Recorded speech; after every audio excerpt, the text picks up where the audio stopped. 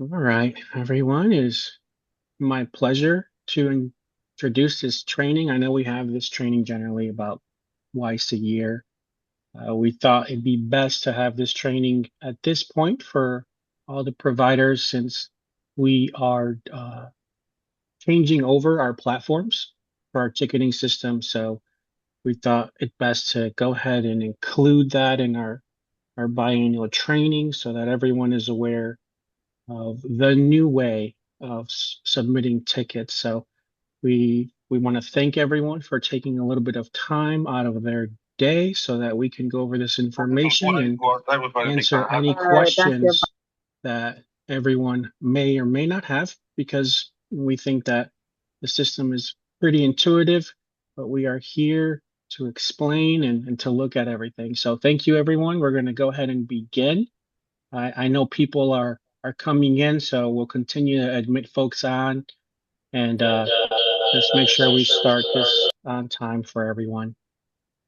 All right, so we'd like to encourage everyone to turn on cameras if possible. We would like to make this as interactive as possible.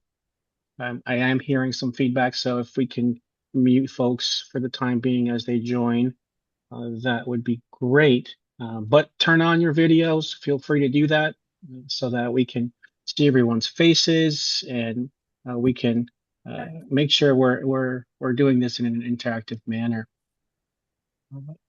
We are going to have questions being answered. So if you would like, you could use your electronic raise your hand function that Zoom has. It should be under the More section. If you can see that at the bottom of your screen, you can go ahead and raise your hands at any point in the presentation, even if it's mid-slide. We'd like to answer any questions that come up. And is there a question right now? No? All right. Well, we can continue on. So we'd like to introduce the team. I know that many of you are already working with ACT and maybe know all the individuals on the team, but it's nice to refresh everyone's memory. And I know that there are a lot of new people on board as well. So we can match the face to the name. My name is Ismail Colon. I'm the Chief Operating Officer of Advancing Connecticut Together. I oversee the team here, but we do really work collaboratively here. Kendra Catan is our Rapid Rehousing Coordinator. She also works within the Finance Department. Maria Diaz, Lakeisha Leonard, and Shamia Cannon are the Rapid Rehousing Assistants. And so obviously those are the individuals that you probably most likely come into contact with the most. They're the ones processing all of your tickets and ensuring that that gets done in a timely manner and going back and forth with you guys to make sure that all of the information is submitted correctly. I'm on the Zoom. Okay. So with that being said, we'd like to give over our attention to Maria. She's going to go ahead and get us started with the processing timeline. And then after that, Lakeisha is going to go ahead and introduce the new ticketing system and how to go about using it for the purposes of submitting tickets. All right, Maria, you have our attention. Everybody, I'm Maria, and I will be discussing the processing timeline. Case managers will submit a rental request to Advancing CT Together inc.freshservice.com/support-home. That's our new platform that we'll be using. And then from there, an ACT team member will get assigned the ticket to process or review the ticket itself. From there, the timeline will begin and it will either be placed approved, pending, or rejected. And you will be given a status via the portal Once that happens, the rental request is approved and a check is uploaded to the client's file in HMIS. The ticket is marked as check cut, and via the portal, an email notification is sent to the case manager. The final step is the submission is closed and the FSR is released. The status on the FSR will be changed from pending approval to approved in HMIS. The next slide is Lakeisha, and she will be letting you know about the new system that we are having here. Hello, everyone. Thank you again for joining today's session. We are excited to introduce our new ticket system platform, which has been designed to streamline requests, enhance ticket tracking, and provide a better visual of ticket statuses. During this portion of the training, I am going to be going over how to create a new account, create a ticket, and navigate through the new system. So you're going to navigate to this website, Advancing Connecticut Together, inc.freshservice.com. You're going to click on sign up to create a new account. You're going to enter your first and last name with the email you would like to register under. Once you click register, you will receive an email to follow the instructions to create a password.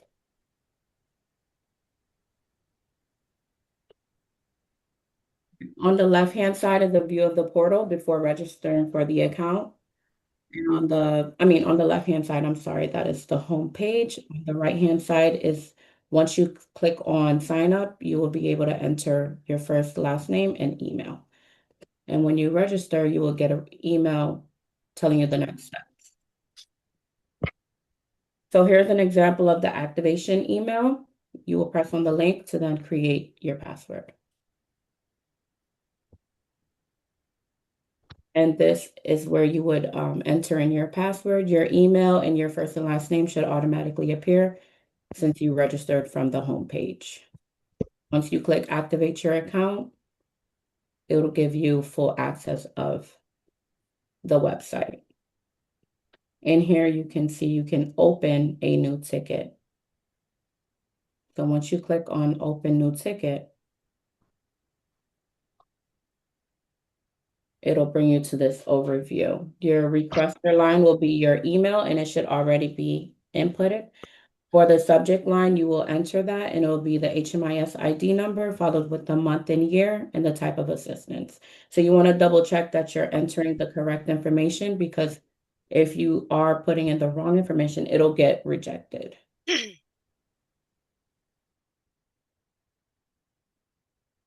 Once you submit your ticket, you will then have this box pop up. In this box, you want to utilize it to inform us if there's any changes, if you need to inform us there's a new W-9 that was uploaded so that we can process that and send all the necessary documents to the finance.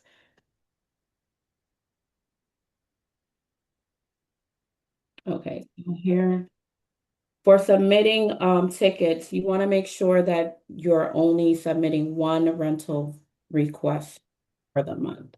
When you're submitting an initial, you can put the rent and security deposit just under one ticket. But if you are requesting just a security deposit, you can separate that ticket. So you don't need to put a ticket for the initial rent or the initial security separately because you can just put that all in one ticket. And as for utilities, you do not want to combine those with rental requests because those should be submitted separately. Let me see. Next one. Next one.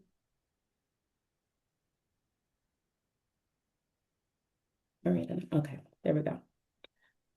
So here are some examples.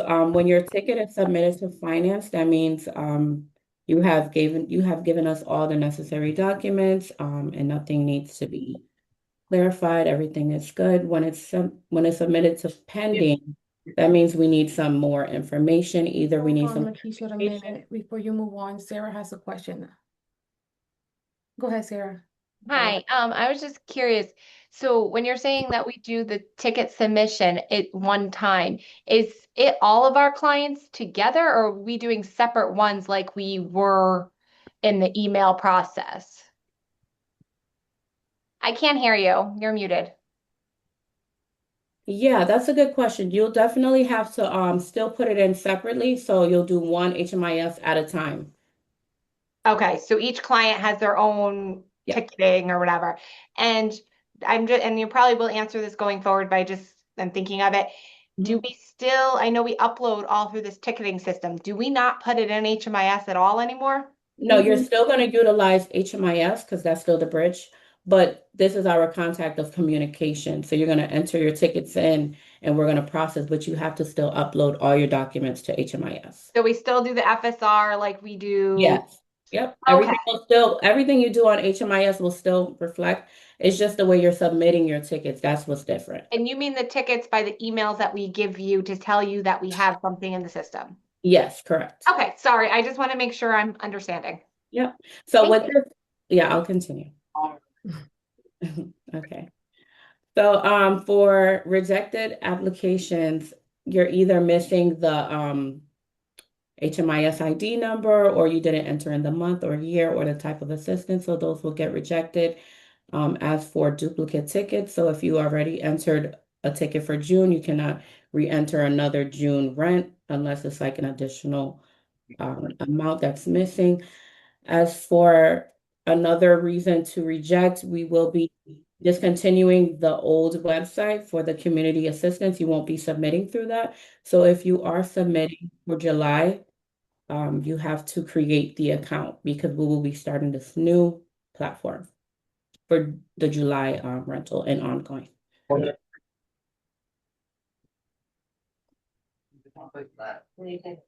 can put the next one. Okay, in the portal, you'll be able to see live statuses of your tickets. Here are some examples. Being processed, submitted, assigned, awaiting your reply, meaning pending, submission with finance, and check cut. So these are the examples of the live statuses here. And here is an example of an email correspondent for assigning, like you created a ticket. And then you'll also get an email update once your ticket is either in pending. So you want to check on that so that you can, update us on any changes. And for submitted to finance, you'll get an email for that as well. And then you'll also receive an email for check cut closed.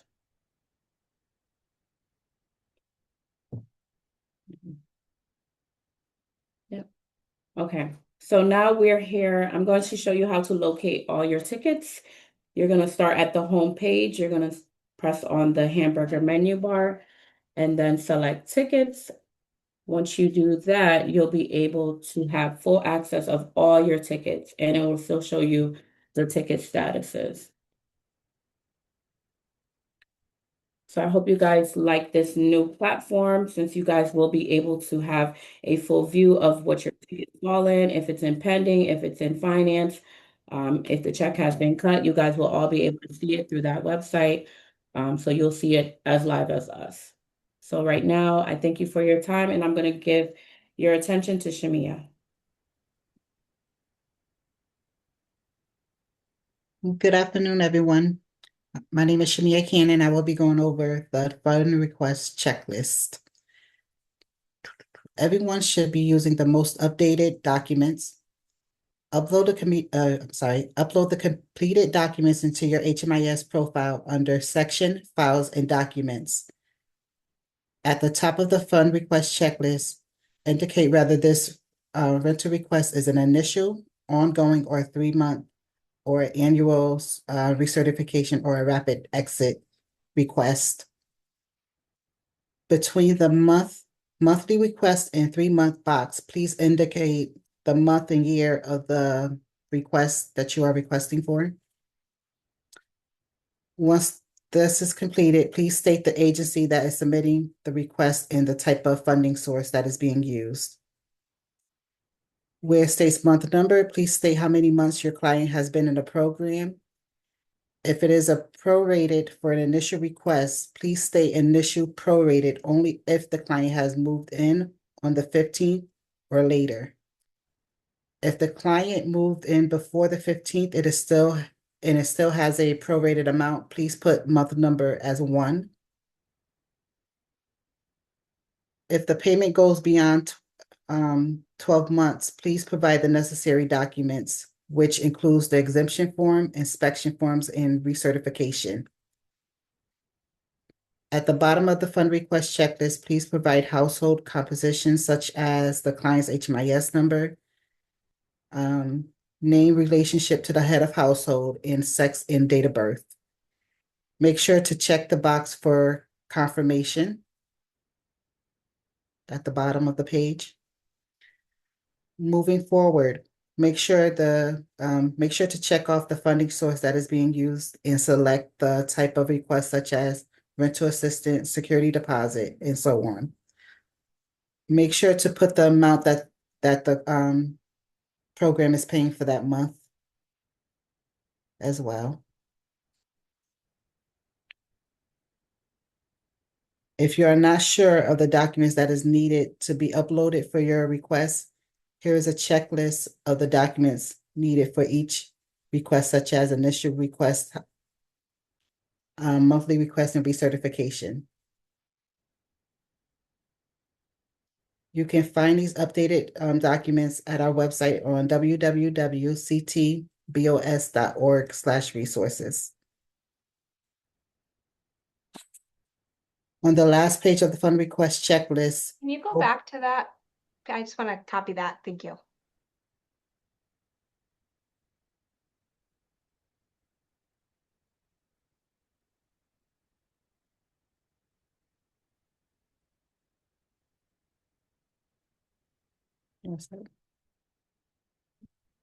Next page. On the last page of the fund request checklist, both case manager and supervisor needs to sign and date the form. If the supervisor is the one to submit the request, the supervisor is the only one that needs to sign and date. Before we dive into further into our training, I have a quick poll question.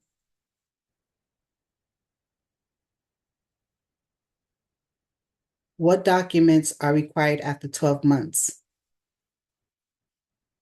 Is the first question, and the second question is, when is one signature allowed on the fund request form?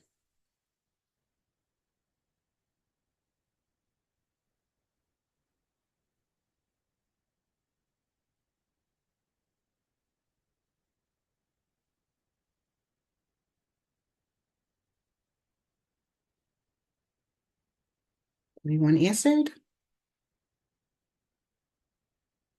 It's not letting me respond.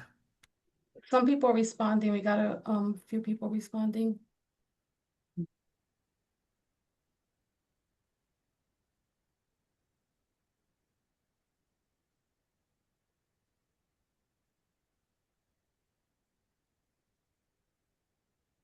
But if you answered B for the poll question, there it is.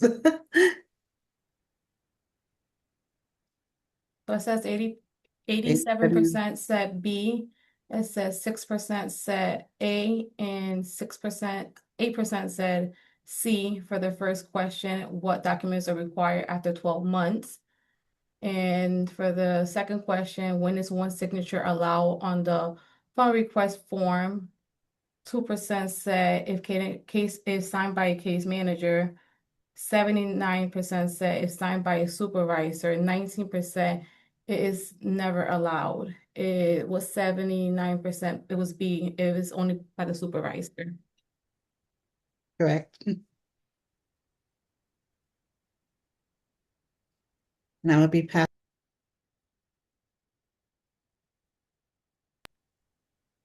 I'm passing it on to Maria Diaz. All right, so now we're going to talk about the financial service request. And the FSR must be completed before submitting a rental request through the ticket system. The information on the FSR should match all supporting documentation, including the property owner information, the mailing address, and payment details. It's important to understand the difference between the fund request form and the FSR. The fund request form tells us what assistance is being requested, while the FSR is the financial authorization used for payment process. If a processor advised that multiple funding sources are being used, that means that you're using two funding sources. Always verify the information before submitting to avoid delay in processing. Do not turn away FSRs. Contact the fund's email before, and we will advise you of the next step. And the reason why we say that is because you're not supposed to turn that away. You're supposed to create a negative to void that out, and then you're supposed to do another one of the correct one. The negative is supposed to balance that out. So that's why you're not supposed to do that, because we already probably sent the check out. So then we're supposed to still process that out so that one can still be approved. So that causes the delay in our end. So we're gonna move on to the next slide where we'll be discussing common errors. Okay. Common errors that we see when we're processing. Some of the most common errors can easily be avoided. The referring line must clearly indicate the month, year, and type of assistance being requested, such as the security deposit, ongoing rent, or utility assistance.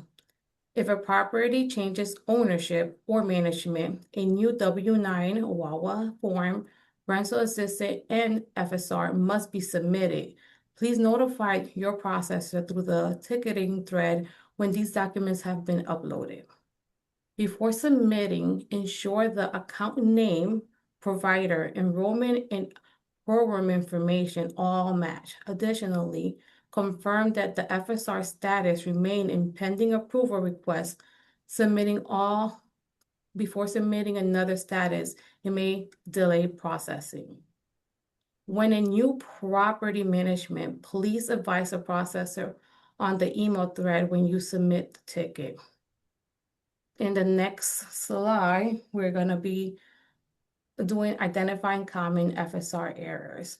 And in this one, we're going to give you two FSRs and just take your time looking at them and see which one you think has an error, A or B.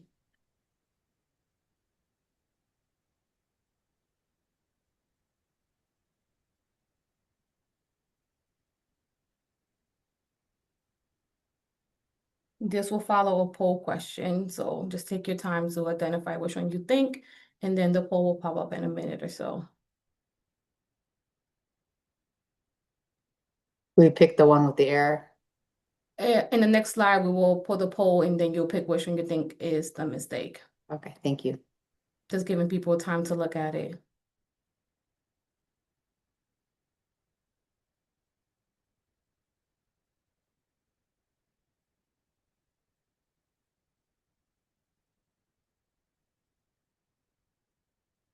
All right, I think that's enough time. I'm gonna go move it to the other one, and the poll is gonna come up. Which one you guys think, A or B?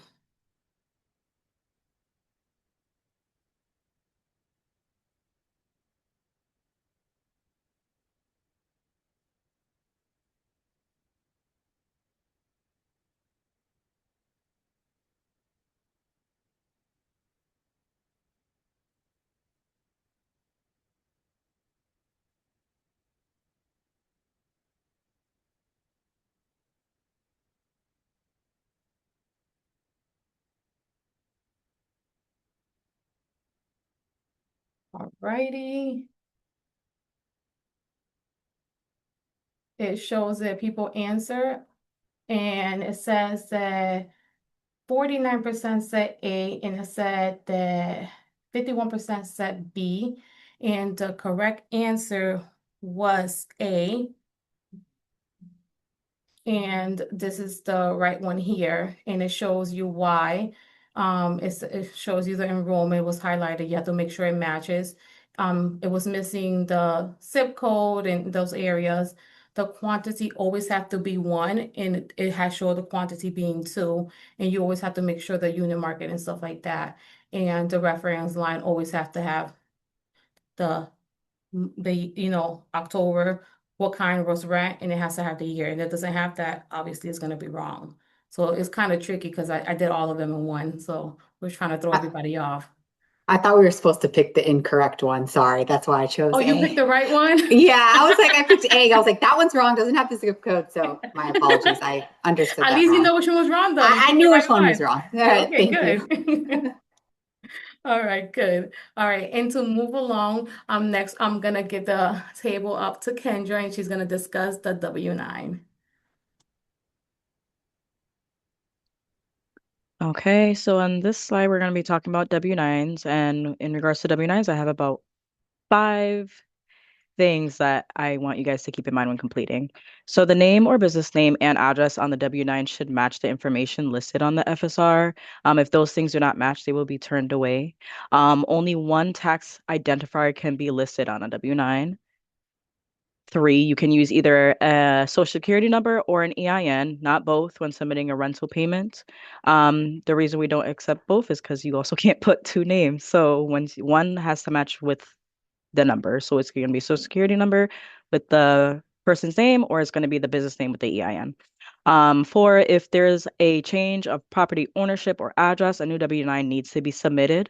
And the way you could do that is when you submit your ticket, you just put a note in there stating that, hey, this is a new property owner or whatever, and our team will go ahead and retrieve that W-9. A new form must be included um, if there's any property information that is changing, and all that should match the W-9. Are there any questions in regards of this? I know this could be a little tricky before we move on. Can you hear me? Yes, I hear you. Okay, so I have a question. Yep.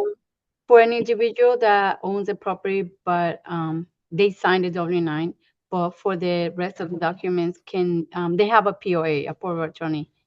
So the W-9 has to be on the individual social and name and signature, but the rest of the documents can be signed for the power of attorney.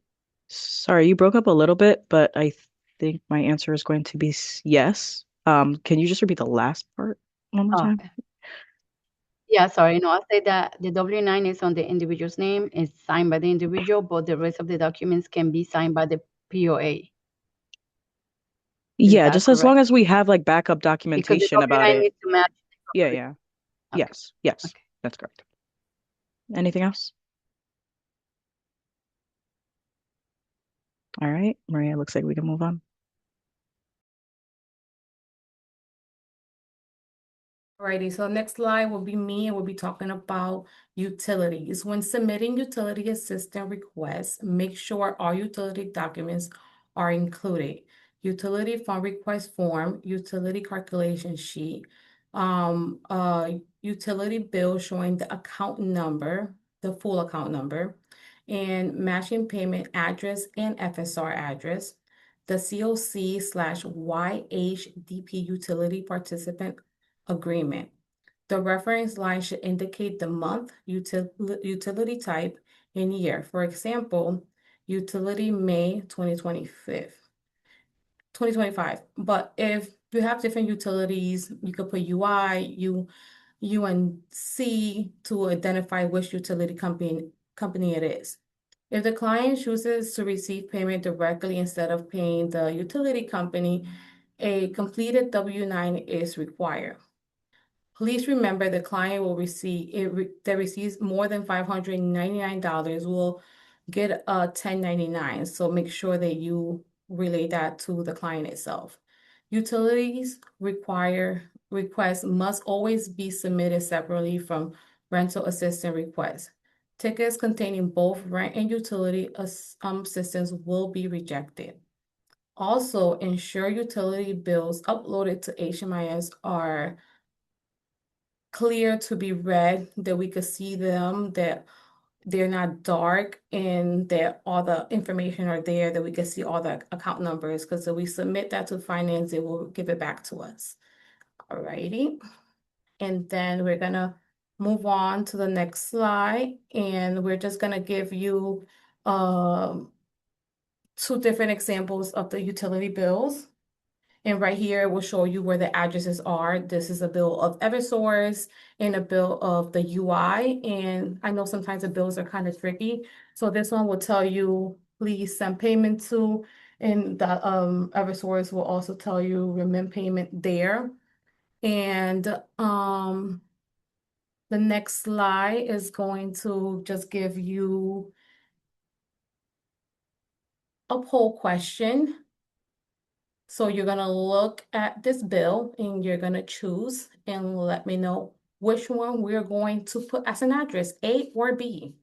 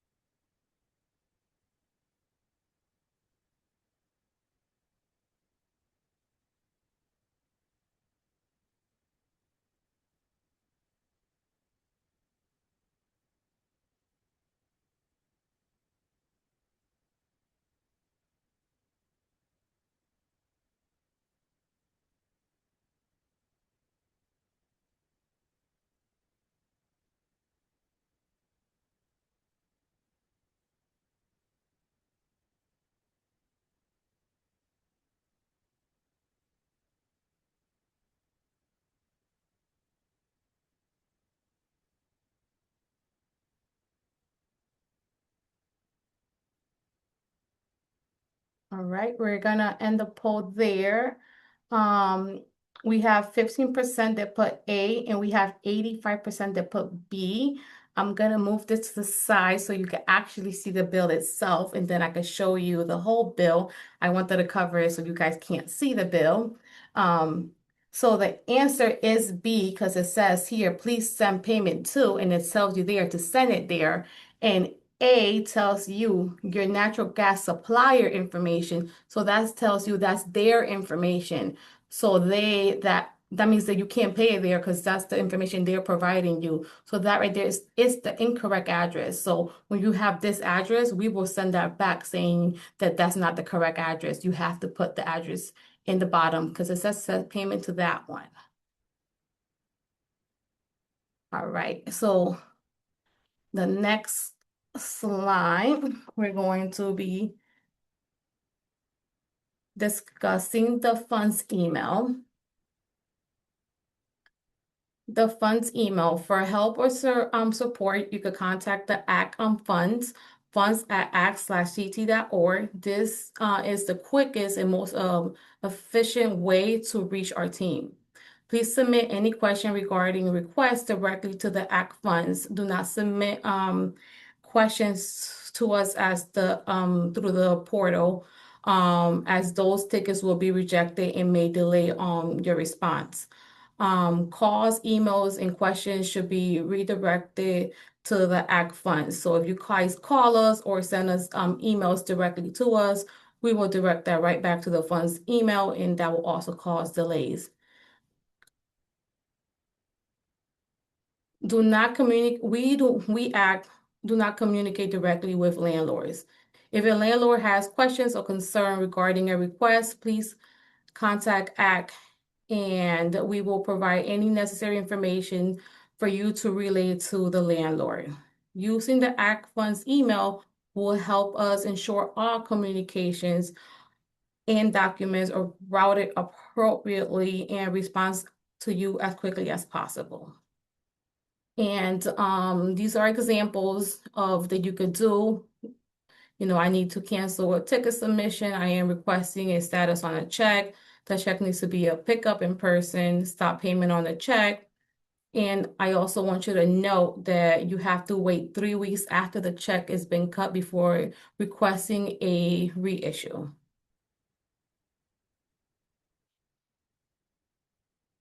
All right, we're gonna move on. This right here is the information for us. This is our phone number, the department email address, funds at act/ct.org. The department website. Again, the easiest way to communicate with us and the fastest way is through the funds email. And now we could sit here and open this up for any questions at the time. We have a hand up. Kaluma, go ahead. Hi, yes. I have a question on regards to prorated. So long time ago, we could submit before we were able to submit like prorated with the initial and the first month rent, and security deposit, like with all like one packet, three different FSRs, one email. I guess this is not allowed anymore. Like, how can we just do the prorated effectively? Um, do we still have to submit two documentations to cover the prorated and then again for the first month rent? Or how can we do that? So prorated will be included as the part of the initial, and then the first month of rent will technically be the following month. And can we use the same documentation for the initial or no? What do you mean the same documentation? The same like initial documentation, or do we have to create a new document in HMIS that would have like a new FSR and a calculation tool, Is like it for the prorated and the security deposit you're referring to, or for for the the first first month month rent? for the first month rent, I will say. For what month is it? You talking like May, and then you're talking for the following So month? if, for example, May was prorated, first month rent would be June.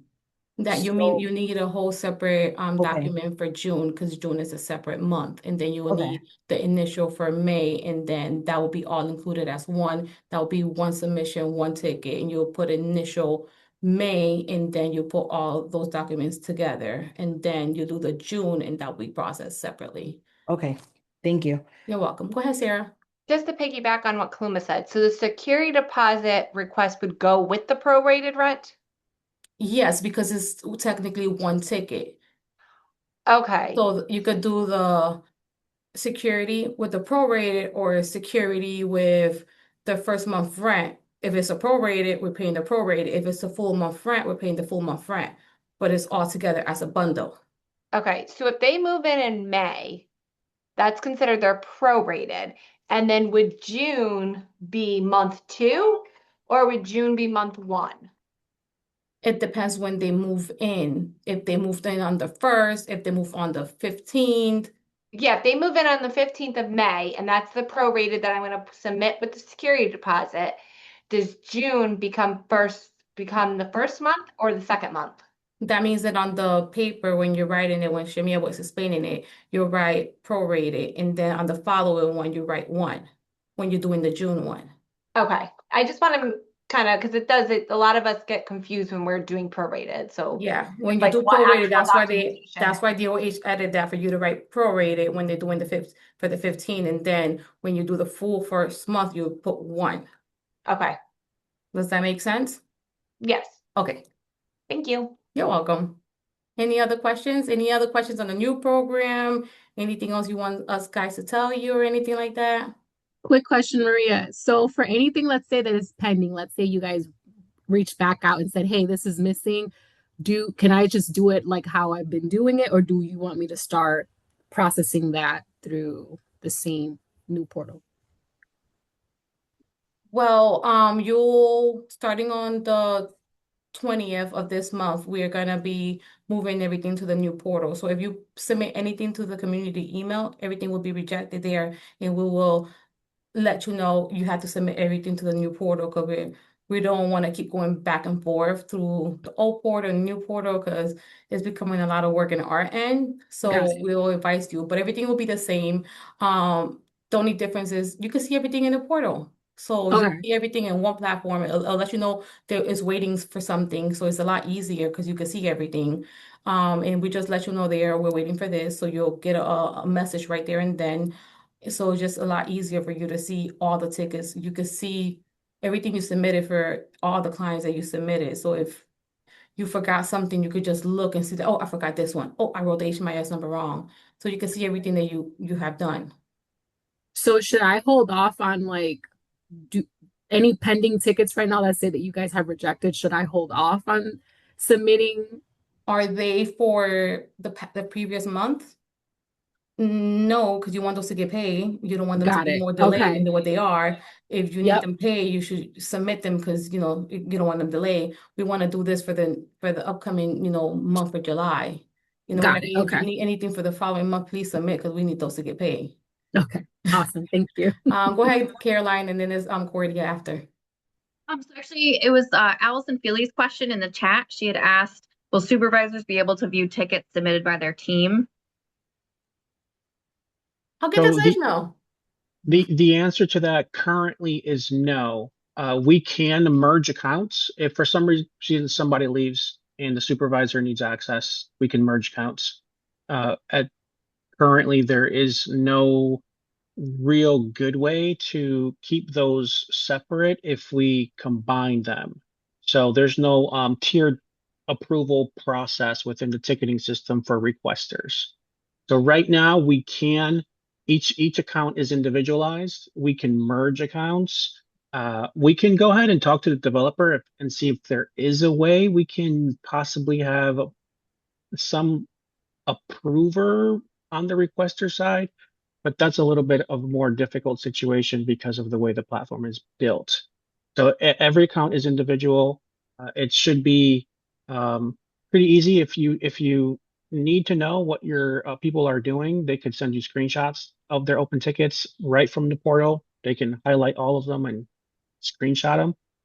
If for some reason, as a supervisor, you need to know where things are at, you can also reach out to us and we can do the same. We can screenshot everything that this individual has done and send it off to you.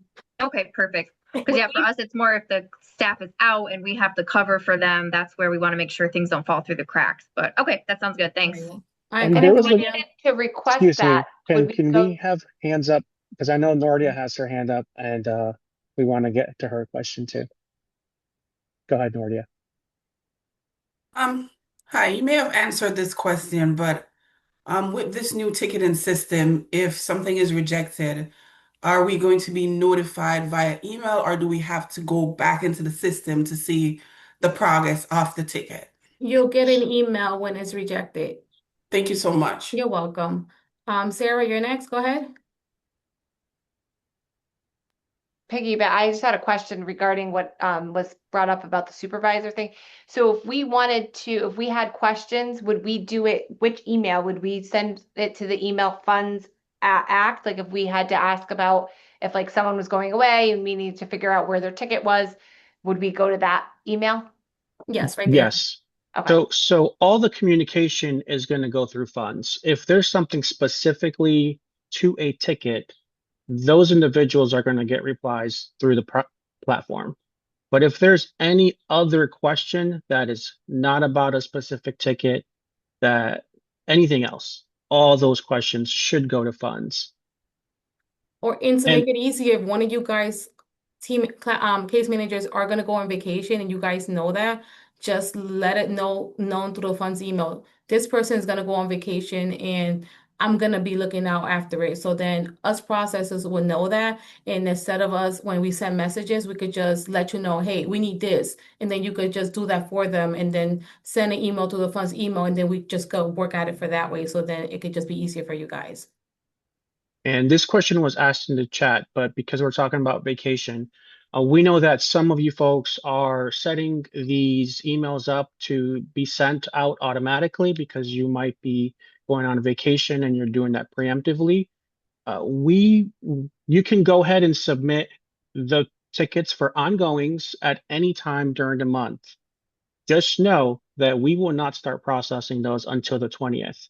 So the 20th is still the start date for us to process. But if you're going on vacation before that, or you're going to be on vacation during those last few weeks of the month and you need to submit those previously, you would probably be doing like a delayed send on an email and getting them all ready. But now you can just go ahead and submit them when you're ready with the understanding that ongoings will be processed starting on the 20th.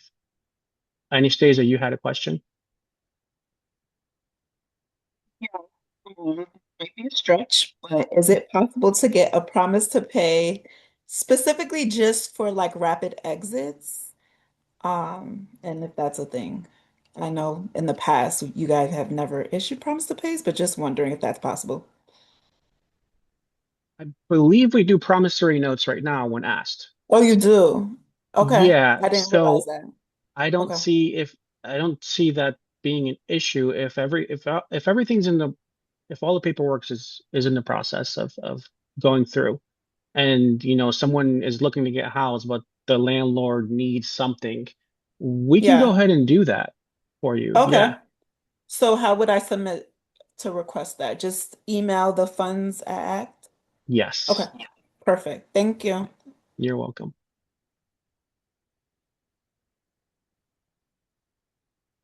Any other questions? All the questions are really good.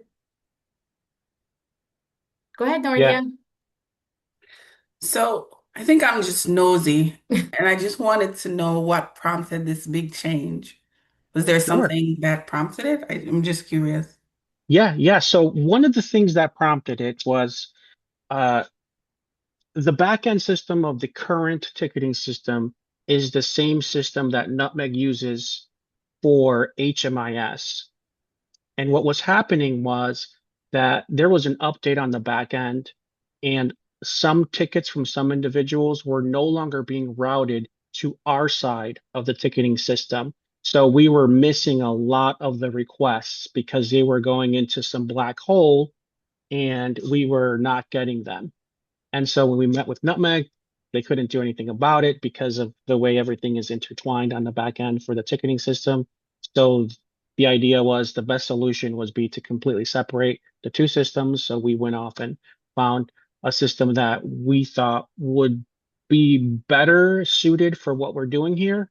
That gives individually the users a quick snapshot of everything they have and a way to just kind of streamline for themselves, because when you send emails as a ticket, to go back and look for things, you're going to have to either be really organized or have to go search through your email system to see if, hey, did I submit that ticket or not?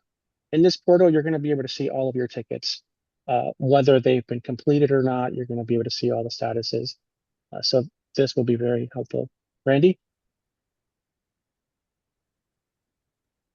Yeah, you mentioned that if we were going on vacation, we could submit them early. And just knowing that they wouldn't be done until the 20th. My question is, do we have to be going on vacation for that, or can we submit them early as a regular course of action as long as we know that they'll be submitted later? Because we try to get them done earlier in the month, the ones that don't require research, so it's not a big push between the 20th and the 25th. I mean, Yeah. Randy, the question will be how early you're trying to submit them, though. Well, at this rate, Randy, I know that this was going to happen because of the way we had to open things up a bit. I think that because now, as long as everyone's on the same page as far as we're going to be processing ongoings, and obviously we're just talking about ongoings here, those will always get started on the 20th. So, Randy, as long as it's in the same month, right? I wouldn't want to have like, so for example, um, it's June now. So at June 20th, we're going to be processing July's. So in June, I don't want to see August ongoings, right? So Right. as long as it's the following month, that's fine. I don't want, Yep, and that's all I'm saying. So like for yeah, now, we could submit July rents beginning now, and that wouldn't create a problem for you guys. yeah, that's fine as long as we are all on the same page that everything will be processed for ongoings starting on the Yep, yep. 20th. Yeah. That's fine, because that's been part of our process is sending those delayed emails as we click Hmm. send, and then it sits in the draft box until the 20th, and then it goes out. So that's great. Thank you. Yeah, perfect. Yeah, so that was one change that kind of when we switched over to the platform, we knew we were needed to contend with, and that's fine as long as we're again all on the same page as far as our processing timeline. Nelsia? Hi, I have a quick question. Can you give a little bit more context around the cutting of checks? When we submit the FSRs and it's already been submitted, it's being submitted to finance for processing. I know it does take a grace period, but I guess the question is, when you are cutting checks, at what point during the day do you guys try to cut them, or is it an end of the day thing? I don't know, I'm just trying to get more information. Well, we're on a rolling schedule. So the finance department, they print checks twice a week. So generally it's a Tuesday and Thursday print day, but that can change depending on schedules. But for the most part, we try to make sure that that's a standard print date, so Tuesdays and Thursdays. Whether, it's early or later, I don't think it really, for us, it's just getting it done on that day because it needs to go out in the mail. It might go out on the mail the next day because the mailman maybe already came that day earlier. So there are things that are out of our control when it comes to exactly when the checks go out because of the mail system. But generally, we do try to print twice a week and generally on Tuesdays and Thursdays. Thank you. You're welcome.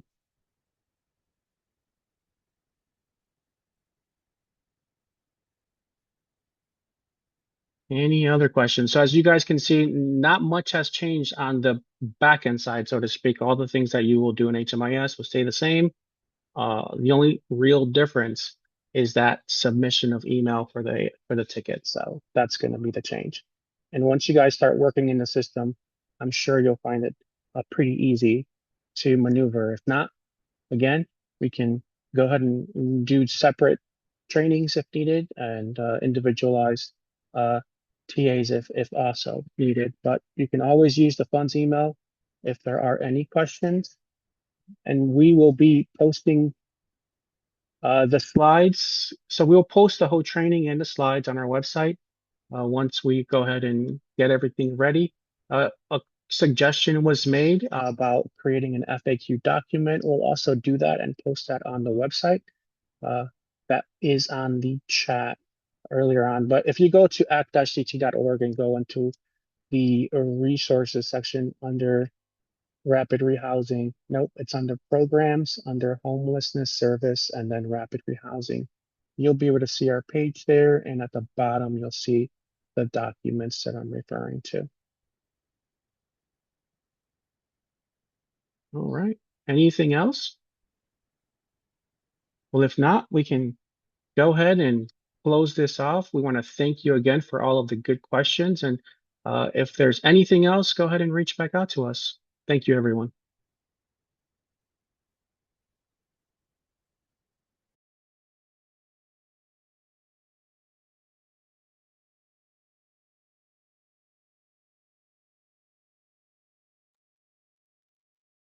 Maria.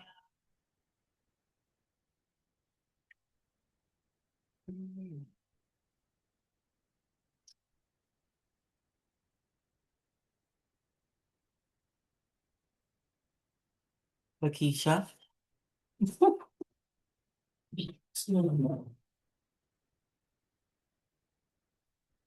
talk about my lady.